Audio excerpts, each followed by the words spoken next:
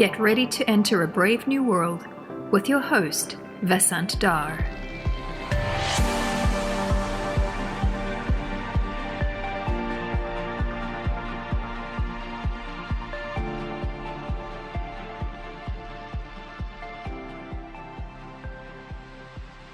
Social media algorithms have transformed society in one short decade. They create our social networks for us algorithmically and decide what information to funnel through the links of these networks. In a previous session with Sinan Aral called the Social Media Industrial Complex, we discussed how these algorithms influence who we meet, how we interact, how we feel, how we vote, what we consume, and how we influence each other, often without our realization. In today's session, we go deeper into how we should understand the impacts of these algorithms on us and how they shape society. How should we harvest their benefits while protecting ourselves, especially our kids and our societies, from harm? My guest today is Jonathan Haidt, who's a social psychologist at New York University's Stern School of Business in the Business and Society program. John's research examines the intuitive foundations of morality and how morality varies across cultures, including the cultures of progressives, conservatives, and libertarians. His goal is to help people understand each other, work and live near each other, and even learn from each other despite their moral differences. I'm a huge fan of his work. John, welcome to Brave New World. I'm delighted to have you on the show. Oh, it's such a pleasure to be here, Vasant. I really enjoyed your podcast with Sinan Aral, and I guess my note to you is what led to my being invited. So glad to continue that conversation. Yeah, excellent. Before we dig into that, it's been a year now since we went into lockdown. How's it been for you? How's this last year been? Well, it's been tough being in an apartment with my two kids and wife, and the kids being homeschooled, and they're bored out of their minds, and they don't like it. But I'm actually in my NYU office right now. Nobody comes in, so I've got the place to myself. So compared to how most people on the planet or the country are doing, I'm obviously in a very blessed position. So I can't complain. How about you? Where are you right now? I'm actually in my apartment, just a couple of streets across from you. Okay. So I'm also in the city. I've been sort of shuttling between two pods here in upstate, but I'm here today because the technology is more reliable. Yes. So, John, let me start with an observation and an associated question. So the 2010s was a very difficult decade for liberal democracy in general.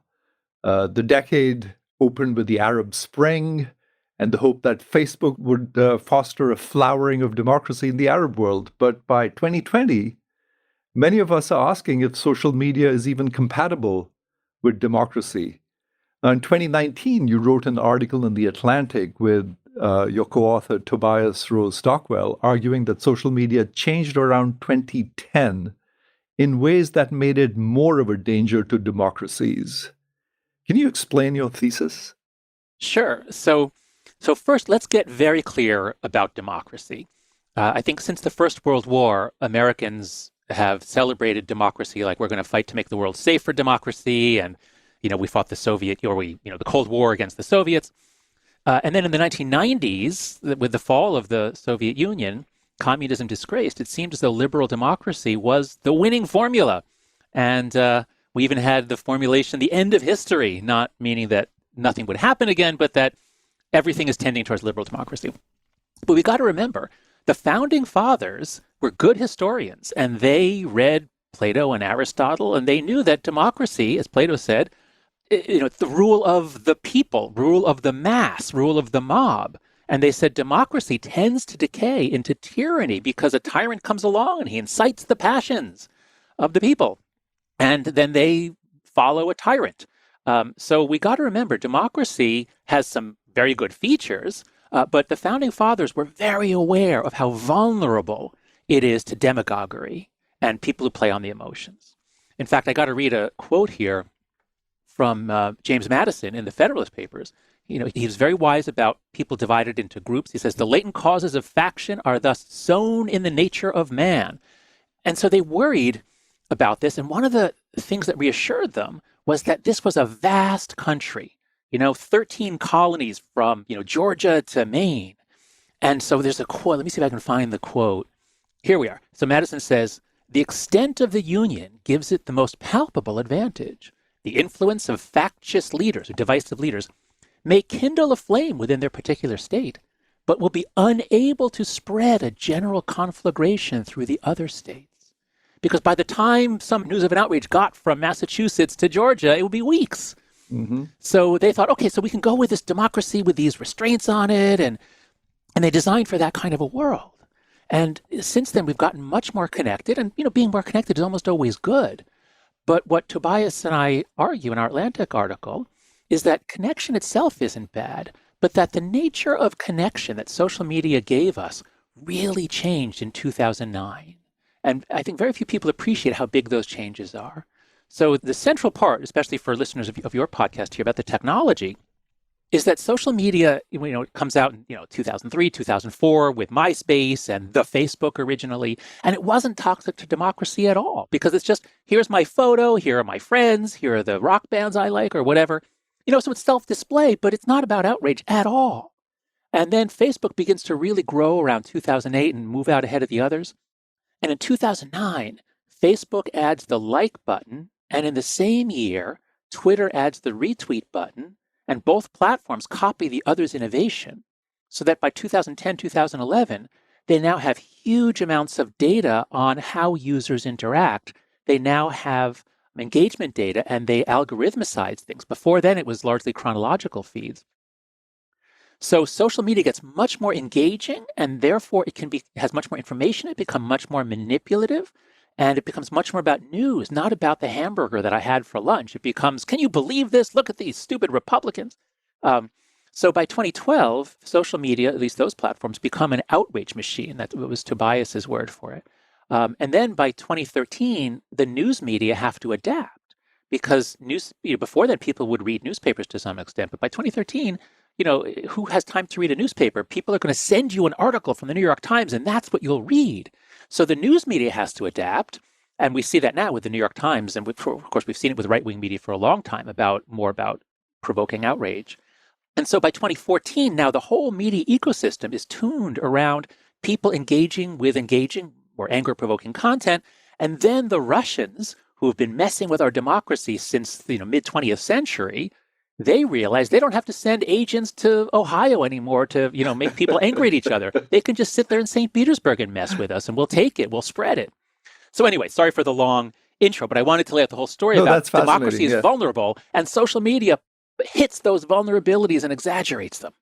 So this actually builds on something, you referred to Sinan, something that he talks about in his book called The Hype Machine, where he says that their algorithms do two things.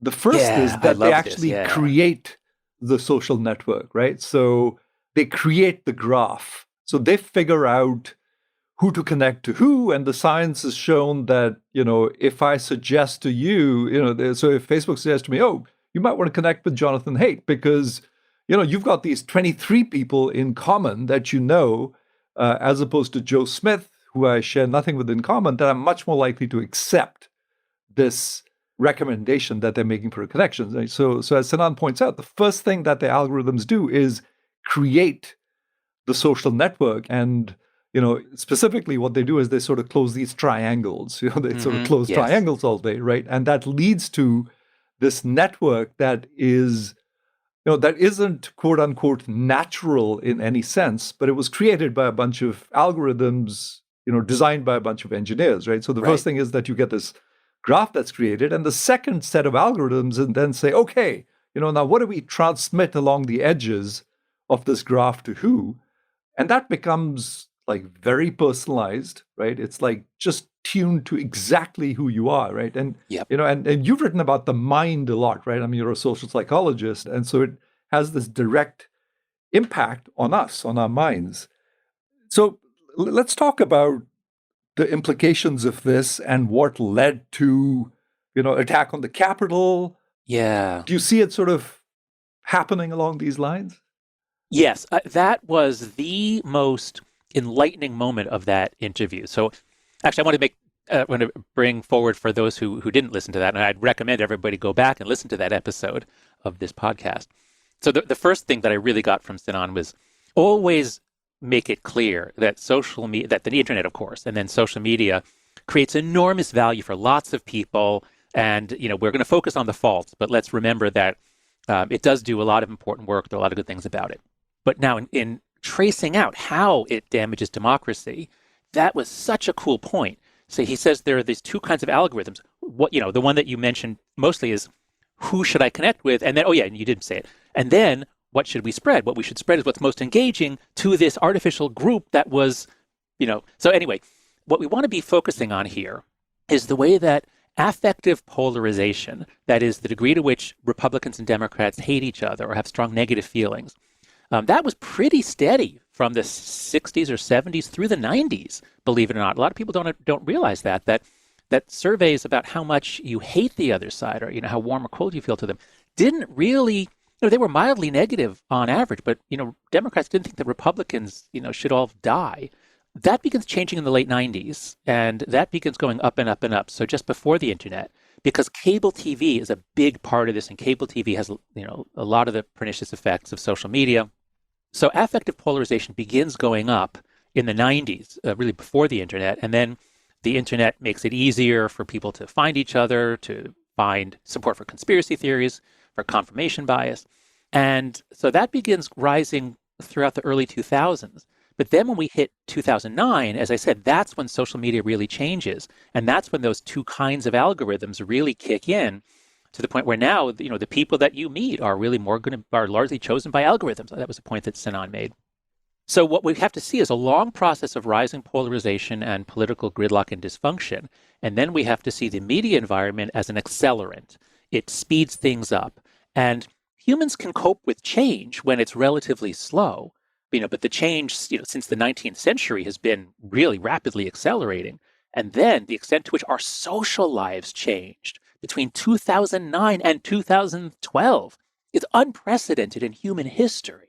And so to go back to your original question, why were the 2010s so weird and so bad for democracy?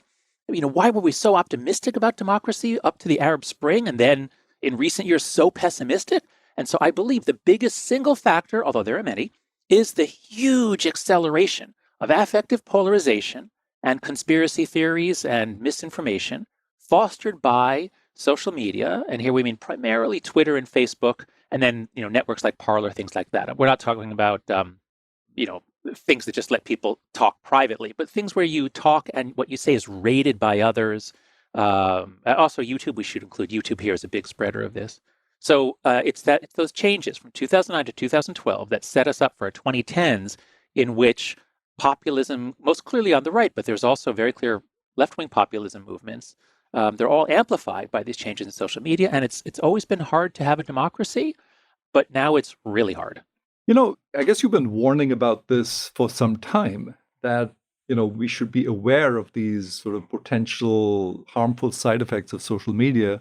And I've been sort of saying something along the same lines, since 2017, when I first suggested that Facebook should be regulated. And I, received a lot of hate mail for suggesting that, for being un-American, suggesting that anything should be regulated. After all, the internet was supposed to be free. What do we do? Like, where do we go from here? Everyone wants transparency. And I've proposed my own version of transparency, which is, hey, the financial services industry is incredibly transparent in some ways. You're required to, record everything you do with a client or a potential client. And so, my very naive first order suggestion is that, maybe we should make things transparent in that, if in fact, large social media platforms like Facebook have become, the public square, then we need some more light on it. We need to see exactly, what's going on. And maybe let's just start with requiring, these very large platforms to keep, a trail of what they do all day. What exactly are these algorithms doing? Like, how many people are they connecting? Why? What kinds of messages are you sending to people?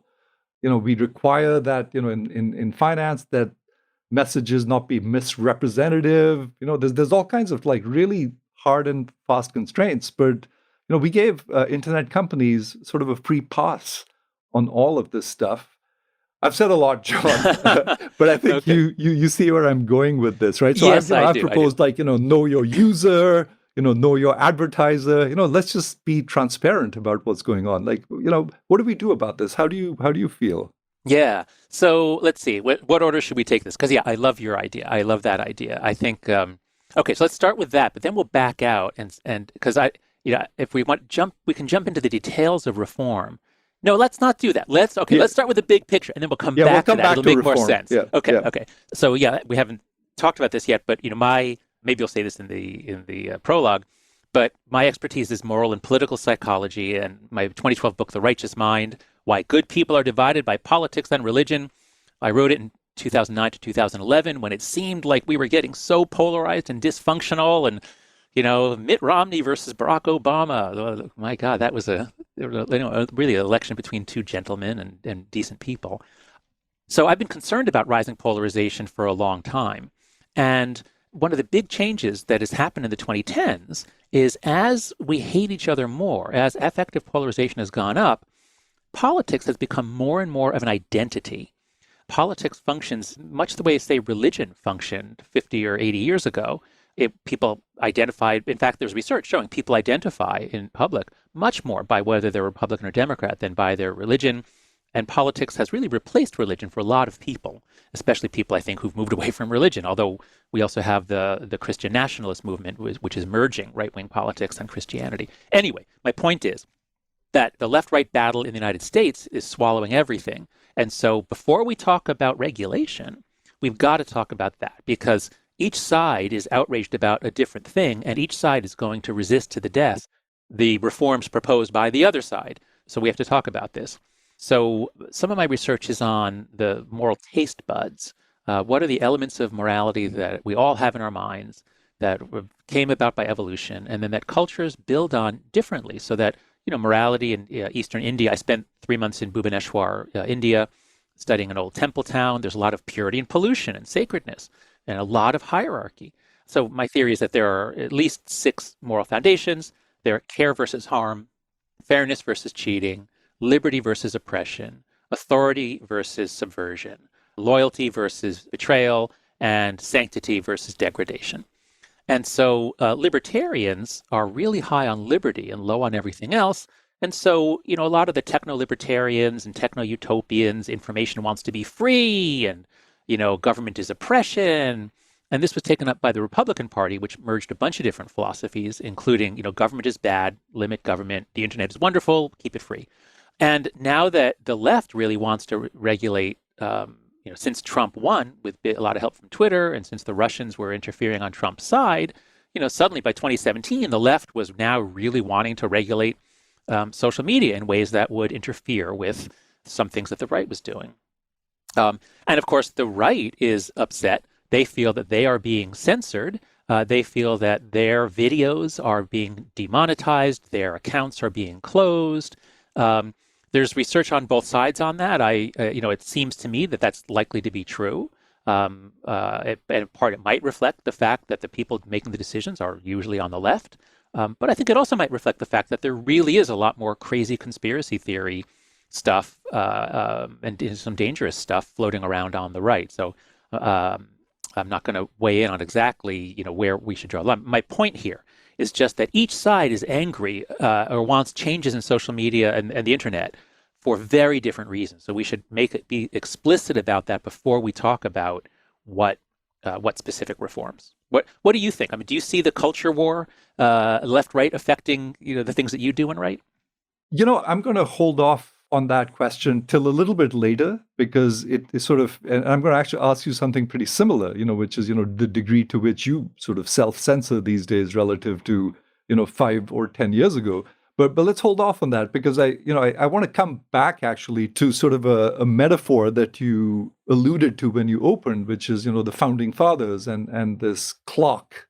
So Yeah. before we talk about how we should regulate or how we should fix the problem, I guess we sort of need to look deep in ourselves and ask ourselves whether we are the kinds of citizens that, are responsible enough to look after the machinery that the founding fathers sort of put into place. So I just want to go back a little bit and, because I've read some of your writings in this area, and I think they're worth elaborating on and just sort of Okay, sharing with the rest of the world. Like, sure. just so go through the sort of clock metaphor and what it means for society and what it means for the custodians Yeah. of that clock, which is kind of the metaphor for democracy that you allude to. Yeah. So in social psychology, I'm an intuitionist. That means I think that our reasoning is not very powerful, and it tends to, as David Hume said, reason is and ought only to be the slave of the passions. So I think that we're driven by intuition, gut feelings, metaphors, and then reasoning tends to follow along.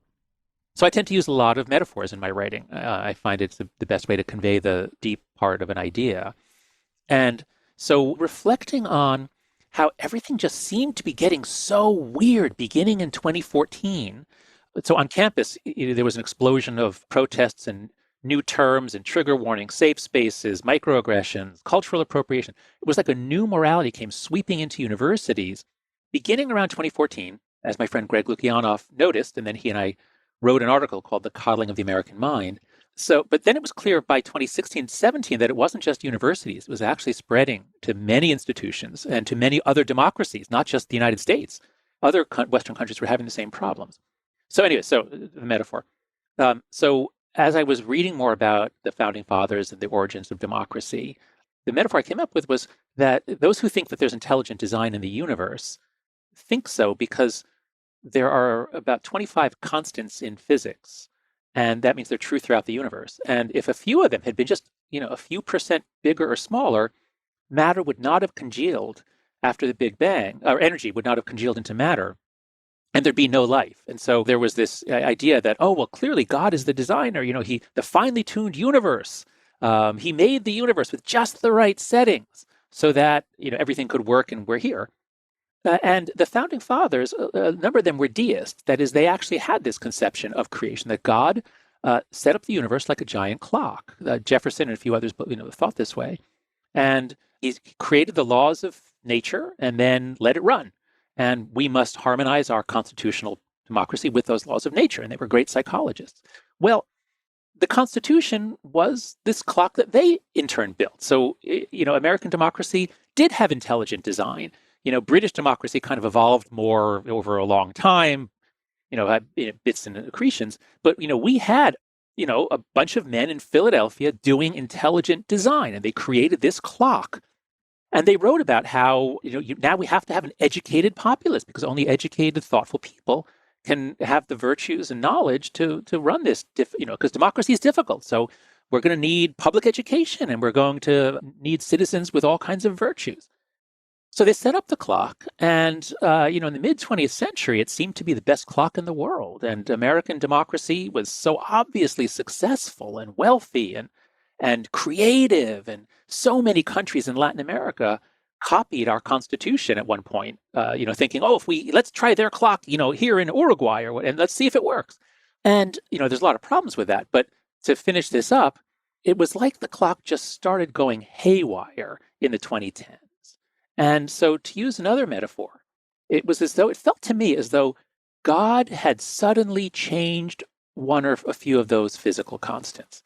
So, like the gravitational constant, the degree to which bodies attract each other.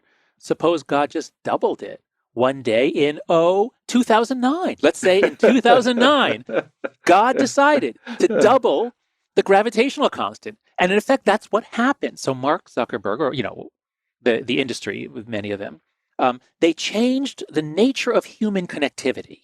Now, of course, they thought that they were doing a service. There's no nefarious motive here, I believe. But they hyperconnected us, and they then made the nature of those connections judged by others constantly. Like, dislike, retweet with a damning, preface. So again, I'm trying to understand did everything get so weird and largely so bad in the 2010s? And I think it's because the social media changed the nature of the social world, and now our political clock, as it were, is running in a strange way. So, You referred to the coddling of the American mind a little while ago, and I want to come back to this, because one of the things that Sanand and I discussed was, we don't know the impact that social media is having on teens. We don't know the impact it's having on our mental health, right? That we don't Yeah. have enough data on this. But I think you've sort of been ahead of the curve here. You've pointed to some data that shows some statistics around, depression and suicide and anxiety. And, there's all kinds of things that you've actually tracked. And you have a hypothesis, I should say more than a hypothesis, you have a theory, and I realize that, there are others who might have an opposing view. Yes. But in that book, in The Coddling of the American Mind, you and your author, Greg Lukianoff, showed that the rates of anxiety, depression, self-harm, and suicide have all been rising among teenagers, beginning around 2012. And you suggested that social media may be a contributing cause. So tell us more about that. How exactly do you think social media harms teens, and what's the evidence for that? You'd said it may be harming. Do you feel more confident now that in fact, it is harming teens in ways that are, very negative? Yes. So, no, I welcome the chance to talk about this and to clarify my views. In some ways, I'm more confident, but I'm also more narrow. That is, there's been a really interesting scientific debate with me and Jean Twenge and a few others on one side, and some scientists, Amy Orban and Andrew Shabilsky, Candace Odgers, have been publishing on the other side. And the debate has really been productive. And I've realized some places where I think I was wrong, Jean and I were wrong, and some places where I think the evidence is stronger now that we were right. So to summarize, it's really, really clear that there's an inflection point, and right around 2012, plus or minus a year or two, teen mental health in the United States plummets, especially for girls. And it's the same thing in Canada, and similar in the UK. The data isn't quite as good there, that it's exactly 2012. But all of these trends are happening to girls primarily, and it all begins around 2012. And our book, The Coddling of the American Mind, the main argument there was that it's vast overprotection is what has made teens or people in Gen Z, that is, after the millennials, people born in 1996 and later are called Gen Z. They're not millennials. And as soon as they hit college, all this weird stuff started happening around 2013, 2014. And so Greg and I think that it's Gen Z. What happened to Gen Z? Why are they so depressed, fragile, anxious, easily harmed, requesting safe spaces and trigger warnings for classic books of mythology? And so when we wrote our article, there was still some controversy as to whether teen mental health was plummeting, because a lot of people said, oh, it's just that Gen Z is so comfortable talking about it. It's a good thing that these numbers are going up because they're just being honest about it. But, it turns out if that's happening with suicide, well, suicide is not a change in self-report. It's a very hard, objective, and tragic fact. And it's also happening with self-harm, mostly cutting. Girls greatly increase the degree in which they cut themselves.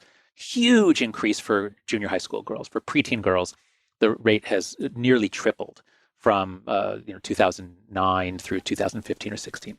So why do you think it's so much higher for girls, by the way? And you can come back to this if this is a distracting question. No, it's actually perfect, because the blunt hypothesis is screens are bad for kids.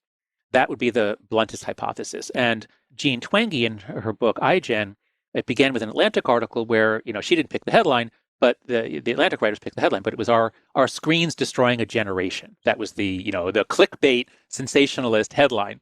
And in The Coddling of the American Mind, we went deeper into the data, and in the original article we didn't have the data, but in our book in 2018 we were able to go even deeper into the data and find that it's not so much screens per se, it's especially social media, and it's especially for girls. Now, why would that be? So when the data shows clearly that teens were not on social media every day in 2009, but between 2009 and 2011 is the big inflection point when they rush onto social media. The iPhone came out in 2007, but it's very expensive. By 2009, prices come down, and social media is so much more engaging now with all those likes and retweets. So teen social life in America and the rest of the developed world really changes. And it's not just that they're not going over to each other's houses anymore, they're meeting, online. It's that even if they're together in school, they're looking at their screens. They might be sitting next to each other, but they're looking at their screens. And it's very hard to meet people because they always have their face down. They're not, you don't want to interrupt them. I've heard a lot of them say. So anyway, teens rush onto screens in that time, but boys are especially gaming. Boys are doing video games and these massive multiplayer games that are really social. We didn't let my son play Fortnite when he was 10 and 11 and 12, but once he was 13, we did let him, especially just before the pandemic hit, thank God, because it turns out, and the research shows, these games are very social and they're not bad for mental health. So the boys are spending a lot of time, but it's not a thing that makes them depressed. Now, there might be other problems with games, but it doesn't make them depressed, anxious, or suicidal. Girls, on the other hand, are spending much more time on social media.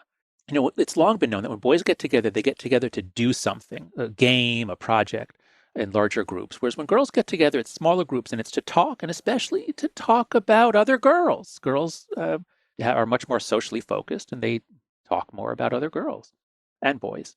And so once they now have social media, now what might have been a private conversation that brought them closer, because there's research showing gossip brings people closer.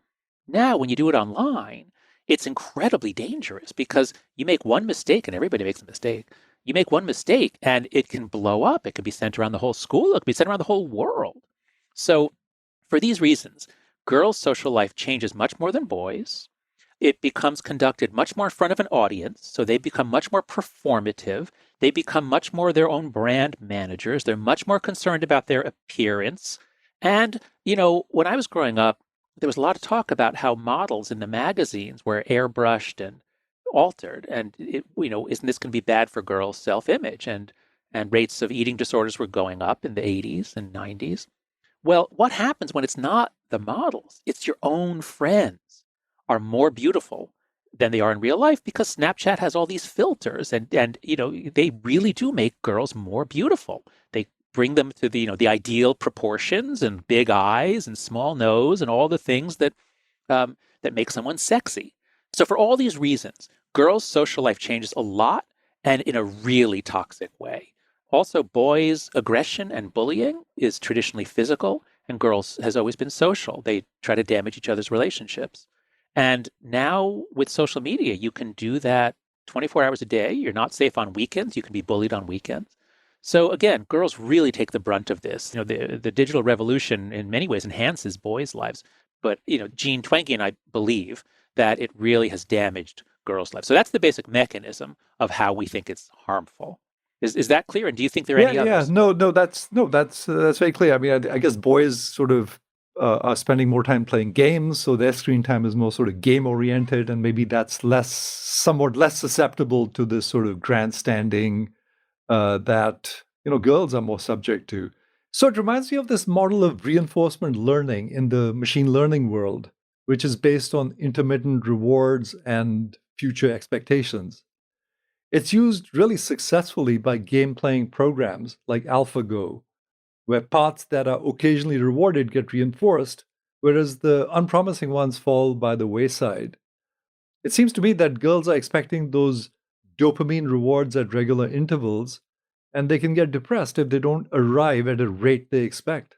Yeah, I'll go even further with that. As a social psychologist, I'll bring in behaviorist learning, B.F. Skinner and reinforcement schedules. And we have these amazing videos that are shown in all Psych 101 classes of B.F. Skinner training pigeons to turn in a circle.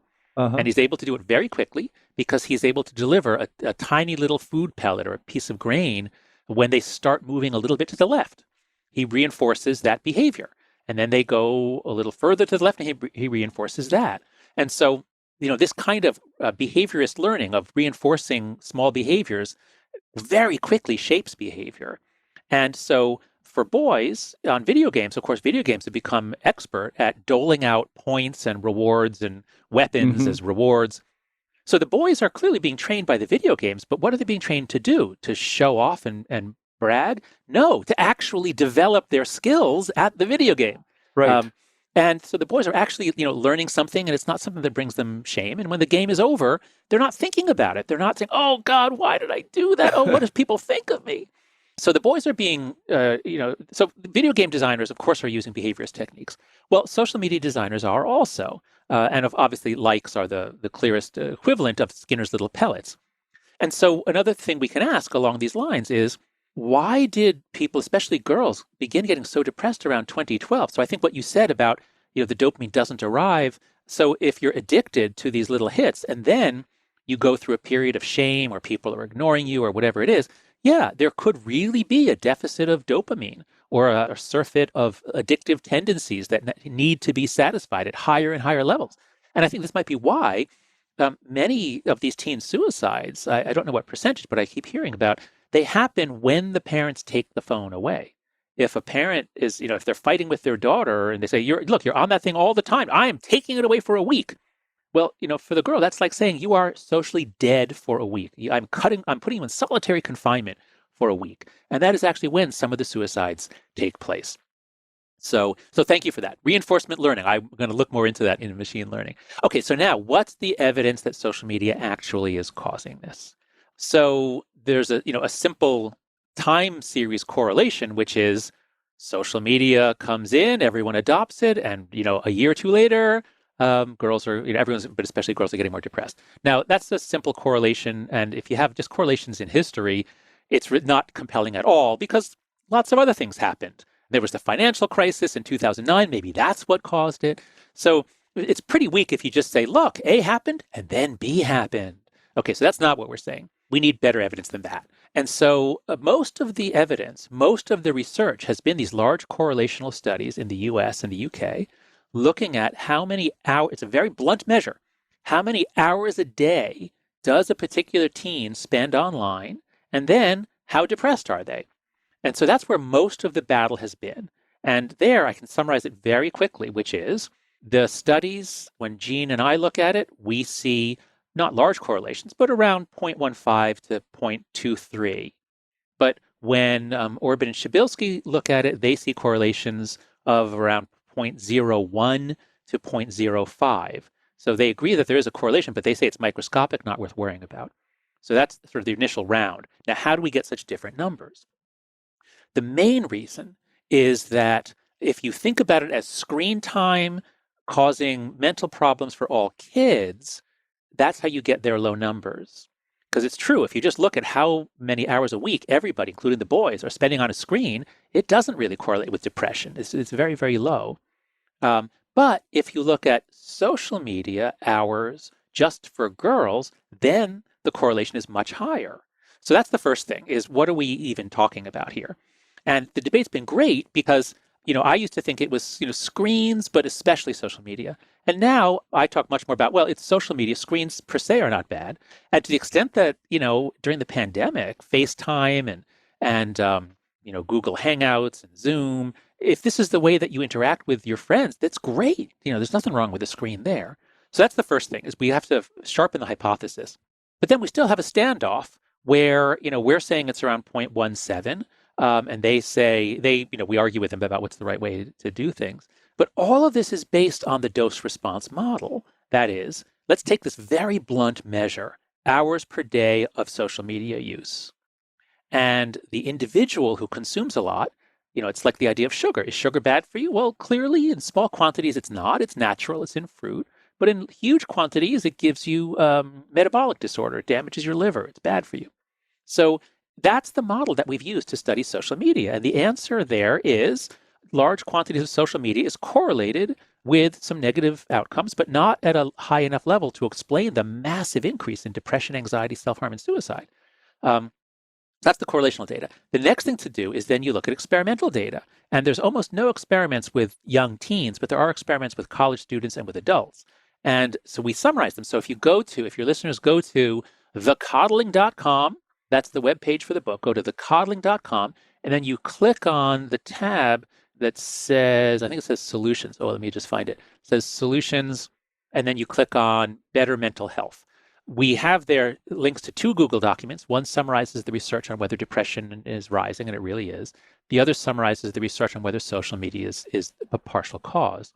And so if you go to that Google document, you'll see we have it organized. There are just dozens and dozens of correlational studies, and there's about 15 now experimental studies. And they don't all find an effect, but most of them do. Most of them do find that when people go off social media, not for a day, but it has to be for, a couple of weeks, when people go off social media or greatly reduce their use, they get happier.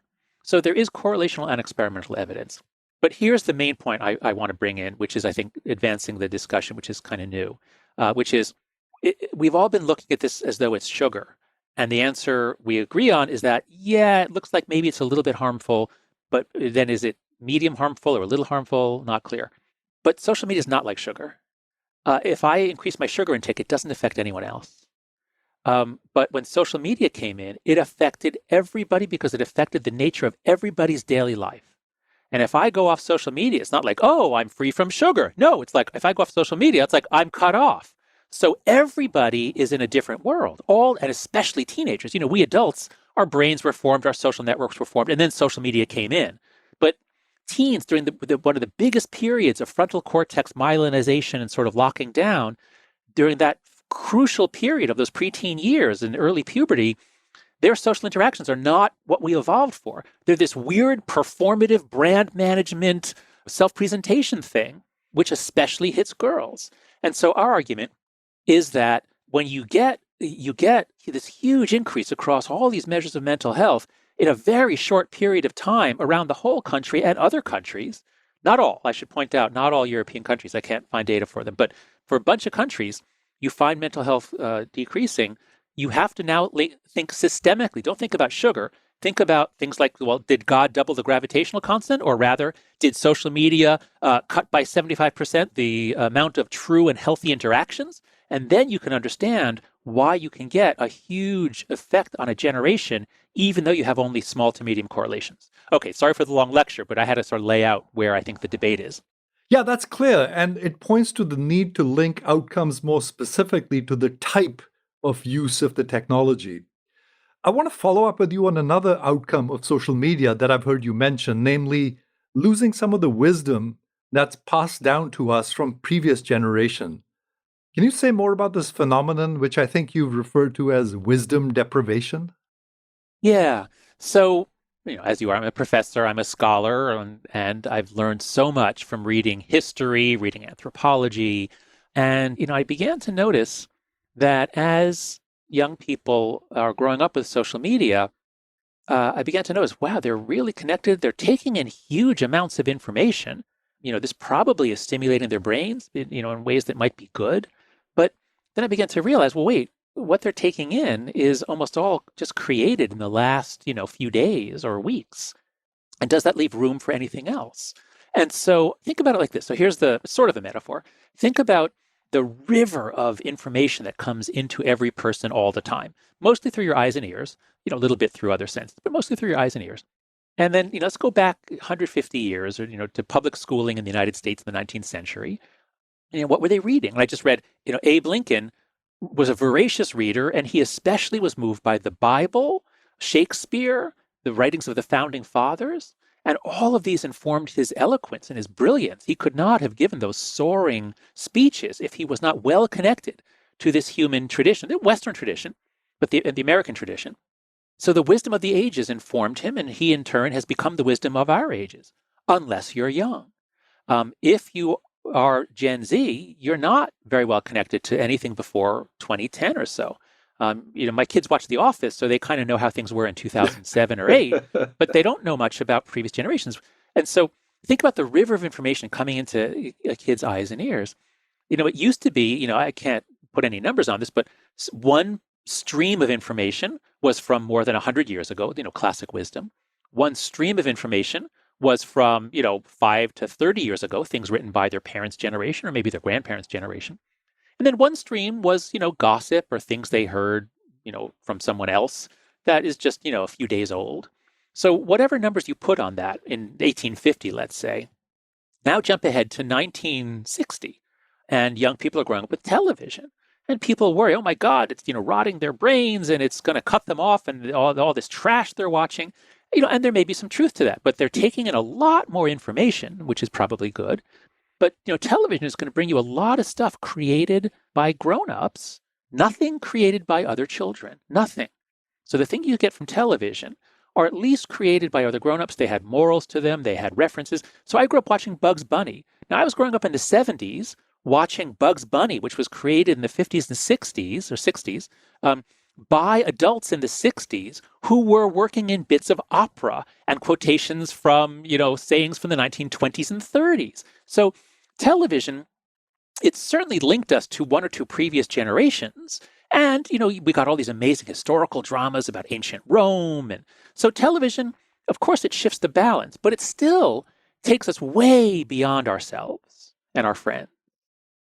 And now let's shift to 2014 and later. I just can't help myself, John, but I guess share my own experience as an immigrant to America. And I sort of, spent my first year in graduate school becoming culturally sort of, acculturated and, watching, I don't know, The Honeymooners or, right. Shows like that, or Andy Griffith or Gunsmoke or, stuff like that, I guess made in the 50s and 60s. What year did you come? So I chuckled. So this is late 70s, right? So okay, I was Sanford and Son, sort of catching up on, I basically watched every, as the world turned, soap operas, just everything I could watch, and, I did miss a few classes because I was just fascinated by all of this stuff because I'd grown up without television, just almost zero. Yeah.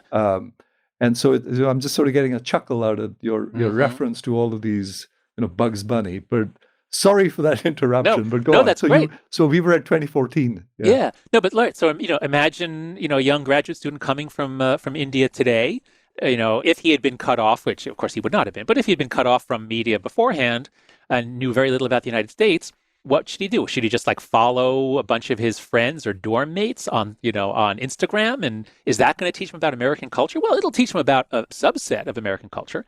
But he would not really learn what America is really about. He would not learn certainly any of those older things. But if we move ahead now to 2014 and since, now how big are these three streams? Of course, social media could, sometimes on Twitter somebody will quote Cicero or Augustine, but that's pretty rare. By and large, now that we're on social media, the input stream from 100 years ago or more is a trickle. And for young people, it might be zero. The input stream from created between 5 and 50 years ago is much smaller than it was back in the 60s, 70s, and 80s. And the information stream of stuff created in the last week is, hundreds of times larger than it was in the last century. And what effect does this have? And since I study political psychology and I really try to understand conservatives and libertarians and liberals, and I'm sort of center left. I'm a philosophical centrist who votes for Democrats because the Republican Party is having problems these days. But in learning about conservatives, I came across this wonderful quote from Edmund Burke, which is a really deep conservative insight. And so he says in Reflections on the Revolution in France, he says, we, meaning we English, we are afraid to put men to live and trade, each on his own private stock of reason, because we suspect that this stock in each man is small, and that the individuals would do better to avail themselves of the general bank and capital of nations and ages. Wow. He's saying, if each person just relies on what he knows, or let's expand it, just what he knows and what he gets from his friend network, if that's all you rely on, you are cutting yourself off from 99% of the wisdom acquired by humanity. My first book was called The Happiness Hypothesis. I surveyed ancient wisdom, East and West, from previous millennia and today, and to see what squares with modern psychological research. And the truths that come down to us from Hinduism and Buddhism and Stoicism are amazing. And I and many others read Stoic writings every morning because they are just so brilliant and so helpful. My kids, of course, are not, I try to expose them to that, but they have no interest. So anyway, I think that Burke is right. I think conservatives are right. I think that the purpose of an education should be in part to pass on the best that has been thought and said by previous generations. And that if we don't do that, we lose our patrimony. We lose hard-won knowledge. We become myopic. We become presentists. So I think that social media, by being so engaging, And by drawing so much eyeball and and ear time from Gen Z and the younger millennials, I think is ultimately not just harming them. I think it's going to be a problem for future generations. They won't be able to understand each other. They keep remaking mistakes. I mean, we learned a lot of stuff in the 20th century about authoritarianism and communism. I mean, like those were Hmm. very, very hard-won lessons. Okay, a Indeed. lot of people Indeed. died. Uh-huh. Okay, and now it's like those lessons are forgotten. And, some young people on campuses, they're basically recreating Maoism and the need for re-educating people and indoctrinating them and punishing, wrong think. And, they need to read Orwell. And obviously on the right, I mean, we have actual, neo-Nazis and people, thinking that Nazism somehow has lessons for the 21st century. So yeah, I am alarmed. These are not effects like sugar. It's not like, oh, people are having too much sugar. It's like, no, God changed the basic information architecture of humanity, and now things are going haywire. So I guess, to come back to your clock metaphor, you'd say that we become questionable clock mechanics. That is, our ability to look after that clock is in danger. Yeah, I'd put it even more strongly. I think the modern view would be, what's a clock? You mean like on my iPhone, it tells me what time it is. What do you mean? What's a clock? Why do you have to maintain it? You just, you get an update. You download an update if there's any problem with the clock, but there's never a problem with the clock. So I don't know what you're talking about. I have in my mother was an antiques dealer, and so I have this beautiful 17th century Dutch clock in my living room. And, it's a masterpiece of mechanical engineering. And as the pendulum swings, it moves these automata that are so Prometheus, who stole fire from the gods, is condemned to get his liver pecked out by a vulture every day, and then it regrows every night. That scene is enacted on the clock with a vulture that comes in and out and in and out. It's amazing, but it's such a rich, beautiful thing, and it ties me, to my mother, to the Enlightenment, to Greek mythology. And when I was a teenager, I was the only one in the family who could fix the clock. Like I spent time figuring out how it works.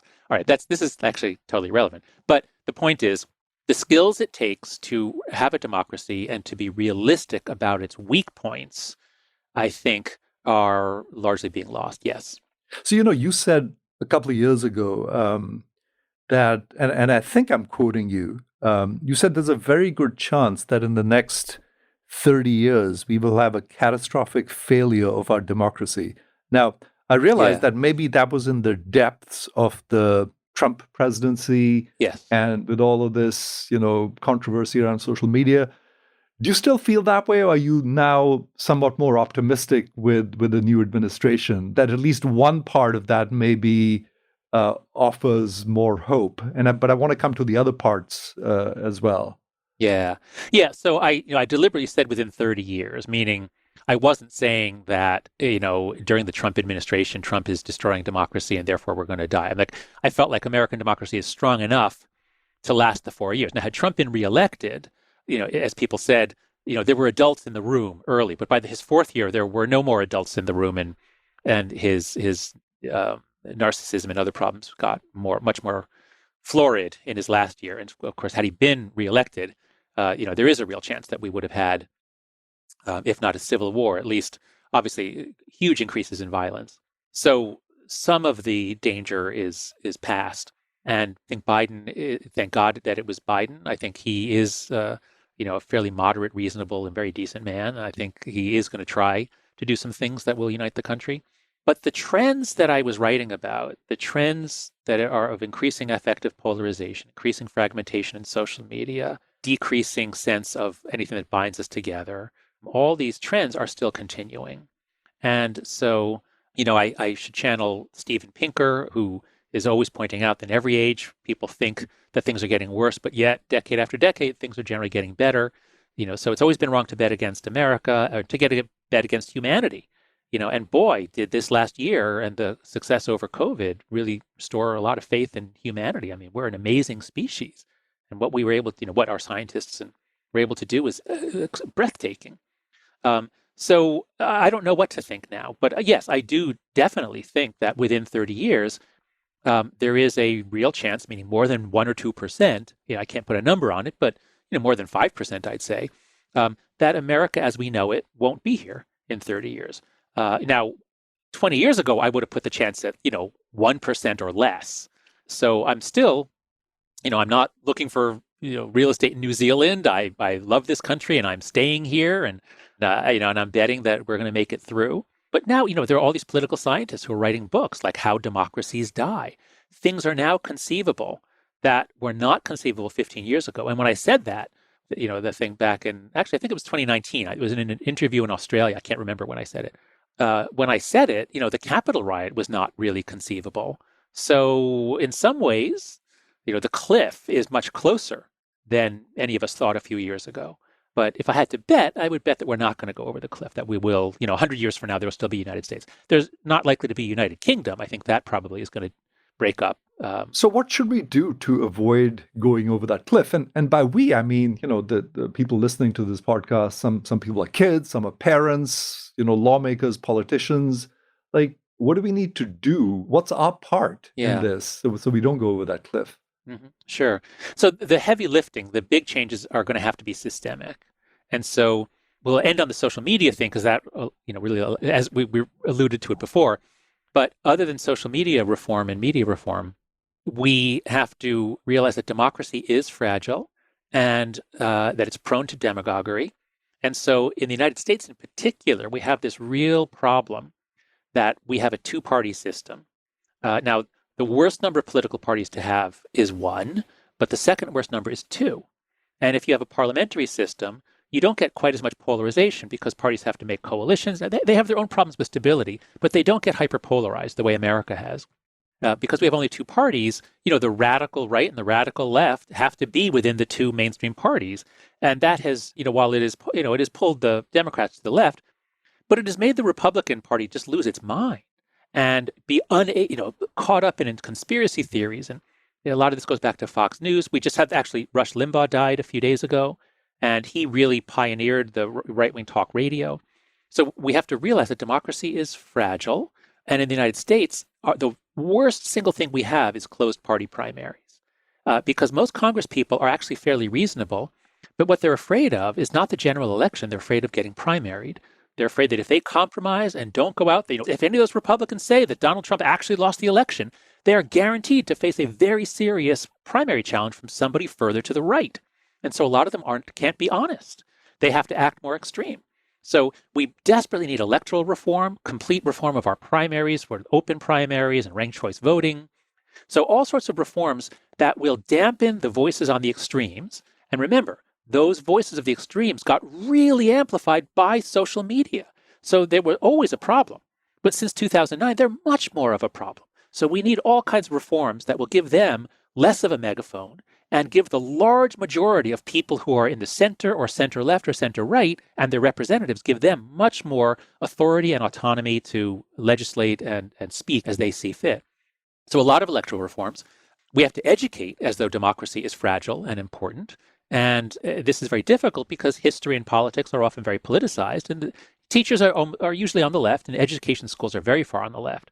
So, even when we teach civics, the people on the right complain that it's action civics. It's all about how to be an activist for climate change. So that's a tough one, but I think we do need better civics education.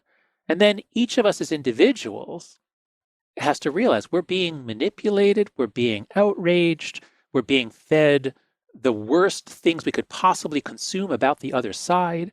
We need to turn away from that. We need to realize most of our fellow citizens, even in the other party, are decent people who are nice to their kids and animals and who you would enjoy talking to if you didn't have politics in the way. And we have to be much less moralistic, much slower to judge and quicker to forgive. So a lot of this is, of course, the wisdom of Jesus and Buddha and the great traditions. They generally tell us, why do you see the speck in your neighbor's eye? You cannot see the plank in your own. So I think ancient wisdom and the wisdom of our own grandparents, as opposed to what we learn on Twitter, would also help. We have a big role to play as individuals to dampen down the polarization, the blind hatred. Very well said, John. And, in wrapping up, I just want to come back to something I referred to earlier, which is our own role in educators. We see young people all the time. And I'm just wondering, like, to what extent do you find yourself self-censoring? Oh, yes, yes. Yeah, and that's what happened beginning in 2014 on campus. And this hit campuses first, college campuses. And then it spread out to high schools, especially private schools, and now it's in corporate America. And so, part of it is progress. So, I'm sure 50 years ago, people probably made jokes about homosexuals. It's possible that professors made jokes about homosexuals. And certainly, 50 years ago, professors made jokes about women. And so, we shouldn't be doing that in the classroom. Now, on the other hand, college students love humor, and to be a great lecturer usually often means being a funny lecturer, being able to interject humor. And college students are also very interested in sex and sexuality. And so, as long as you're not heterosexist, meaning as long as you're not assuming that everybody is heterosexual, you can really bring a lot of humor and interest if you talk about sexuality in some way or refer something. But now, yeah, I would never do that now. I would never make any comment about gender or sex. And that's because, of course, some could be seen as dismissive or critical. I wouldn't do that, but I wouldn't do anything because if anybody hears something about a protected category or a taboo topic, if one person takes offense, they can report you. And, as you know, in the bathrooms here at NYU, there are signs telling students how to report if they have been offended. So we have a bias response team, as many schools do. And this is, again, a problem brought about by the new morality of social media, where people are they're helping each other to learn how to take offense. And one of the doctrines here is that intent doesn't matter. So this was pioneered on the woke left. Intent doesn't matter. It's only impact. And so, if you say something, there was recently a controversy about a word. There's a Chinese word that if you say it, which people say it's sort of like but it sounds a bit like the N word in English. And so a professor, I think it was at Stanford, was saying this word, and one of the students was offended by this Chinese word and reported the professor for it. And there's a big brouhaha. I don't know how it all turned out, but the point is, intent doesn't matter, context doesn't matter. It's only how one is impacted, and by one I mean the most sensitive person in the room. And so, as on Twitter, I'm incredibly careful about what I say in a tweet because I'm always expecting it will be misinterpreted in the least charitable way possible. And it's a real shame, but I think what you're referring to and what I feel is that as teachers, we used to have a bond with our students and a sense of trust. They would judge us by intent. And, of course, sometimes professors would say inappropriate things, and they should be talked to about that and changed. But now I feel as though teaching is a bit more like being on Twitter, because it literally is true that anything we say could end up on Twitter or at least reported or discussed among a group of our students. So, yeah, it's much more difficult. And this is the same as happening. I speak to people in industry, especially in those that recruit from our top colleges. So journalism, nonprofits, the arts, media, and tech. In those industries, this incredible self-censorship and quickness to anger and quickness to report is the rule of the day. And I think we're all worse off for it. Well, John, thank you so much for sharing your wisdom. I think your research is fascinating and points to, some of the things we need to be careful about. And let's hope that we actually manage to do the right things and I guess somehow find a way to govern the internet and social media in a way that we'll look back and say, those were good decisions. So thank you for contributing to this dialogue. I really appreciate it. My pleasure. But now, on that note, I just want to tie up one thread that we raised before and we didn't finish, and it actually fits with what you just said, which is, what can we do to someday we'll look back and say these were good decisions. And, I think both you and I have come to the same conclusion. I'll just say my version. Yours is much better worked out. But at the end of my Atlantic article, Tobias and I, after we talk about the spread of outrage and outrage machines, we think that one of the big problems is that anyone can create lots of fake accounts on Twitter or Facebook or all these platforms, and then they can spew all kinds of horrible stuff. They can make death threats, rape threats. They can say all kinds of racist stuff. And what'll happen to them? Well, maybe within a few days, their account will be shut down. Well, they can just create 100 others. So what we say, one of our recommendations, our 3 recommendations, is reduce the reach of unverified accounts. And so we think that, of course, you should be allowed to post under a pseudonym. And we recognize that these Twitter and Facebook are used all over the world, not just in democracies with the First Amendment. So we recognize the need for anonymity, but we think that there should be some requirement. You have to prove that you're a real person based in a particular country and you're over 18. If you can prove those things either to the platform or to a neutral nonprofit agency that would be set up, so that, if you try to open an account on Facebook, you can open a free account to look, but you can't post anything until you get your identity verified. So that's the way I put it with Tobias back in 2019.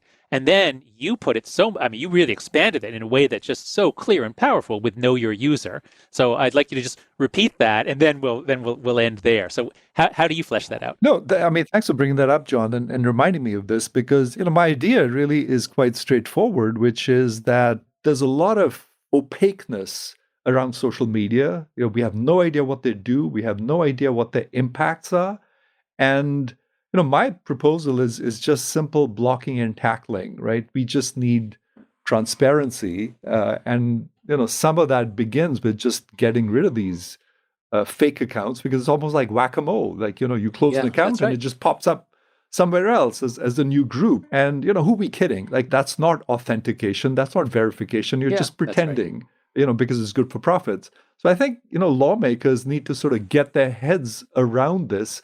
And I realize it's difficult, right? This is a complex space. Very few people understand how the whole digital marketing ecosystem works, right? Unlike the financial ecosystem, which has got bright lights on it, we understand exactly how an exchange works. We know what the matching rules are. We know how prices get allocated. All of that stuff is mechanical, algorithmic, transparent.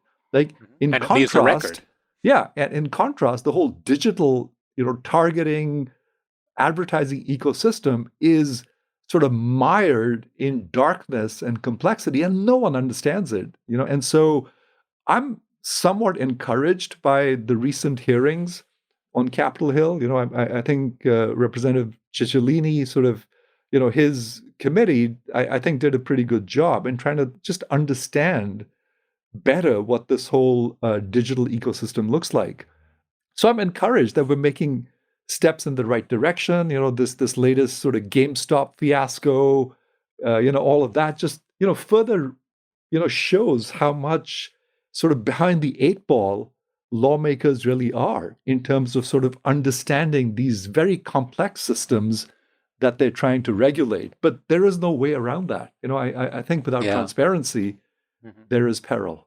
Yeah, but let me just make sure that you get the point across that was so impactful on me when I heard it in the last podcast, which is, just as we have know your customer regulations on banks are not allowed to just take anonymous customers. Too much money laundering. So we need to have know your customer rules for the platforms, because the customers are the advertisers. And so, Facebook has made progress on that, but should be just a norm that there's, the verification and recordings of what advertisements were made and to whom. So treat the digital advertising market the way we do with banking, know your customer. And then by extension, as you put it, it's know your user, because the users on Facebook they're not exactly customers, but they're kind of like customers. And so know your user. And that's what you and I are both talking about, is some kind of identity verification, even though you allow anonymity. And once you put it in that framework of know your customer and know your user, now it's not this like weird new thing. It's like, oh yeah, we know how to do that. And we know how to do that without squashing dynamism and innovation. So I'm very encouraged by this idea and the way you've really laid it out. And so I hope you'll continue to write about that. And I hope that they'll call you in to testify in Congress. And I hope that we get that. I'm encouraged, John. I'm glad you think it makes sense. It seemed kind of obvious to me, but it's good to get that validation. So thank you for that. And thank you for raising it, and bringing it to people's attention. Okay, well, thank you for the work you're doing on this podcast. It's been a pleasure talking with you, Vasant, and I look forward to someday seeing you in the hallway, perhaps next September. Indeed. Thanks again, John. Always a pleasure talking to you. You too, Vasant.